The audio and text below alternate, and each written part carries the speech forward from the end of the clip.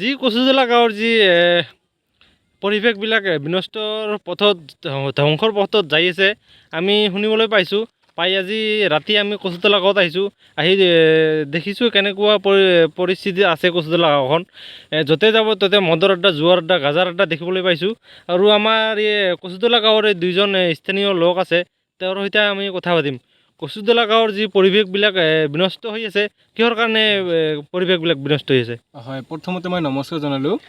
আমাৰ কচুতলা গাঁৱৰ যি পৰিৱেশ আৰু যিখিনি ব্যৱহাৰ আমাৰ মানে ডেভেলপ এতিয়ালৈকে হ'ব পৰা নাই, ইয়াৰ একমাত্ৰ উদাহৰণ হ'ল এই আমাৰ কচুতলা ফিল্ডত, ক্ৰিকেট ফিল্ডত মদৰ আড্ডা, ৰাতি হ'লে মদৰ আড্ডা আৰু মদ খাই পিনে আমাৰ বটলবিলাক ভাঙি থৈ যায়। আৰু জুৱাৰ আড্ডা, মেইন যথাক্ৰমে হৈছে আমাৰ গাজাৰ আড্ডাটো। আমাৰ গাজাৰ আড্ডাটো অতি পৰিমাণে বৃদ্ধি হৈছে। মানে এইটো এনেকুৱা কথা বৃদ্ধিয়ে হৈছে, এনেকৈ ধৰিব লাগিব। বৃদ্ধি মানে ডেভেলপ হৈছে, গাজাত বিৰাট ডেভেলপ হৈছে। আমাৰ কচুতলা মই যথাসম্ভৱ আমাৰ বহুতো গ্ৰাম অঞ্চলৰ মানুহে বেছিভাগে গাঁজা খায়।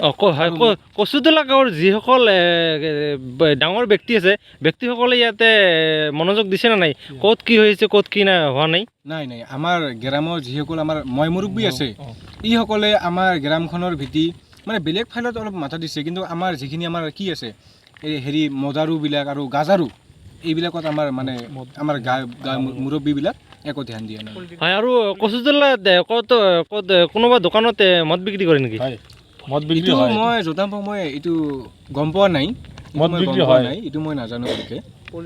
কিন্তু এইটো জানো যে কিবা গাজাৰাটোতো বেছি, এইটো গম পাওঁ। গাজা মানে মদো বিক্ৰী হয়, এইটো গম নাপাওঁ। মদ বিক্ৰী হয় আমাৰ মদৰ বস্তুটো মই গম নাপাওঁ। হয়, আগতে বিগত 3-4 বছৰ আগতে ইয়াতে মদ ধৰিছিল।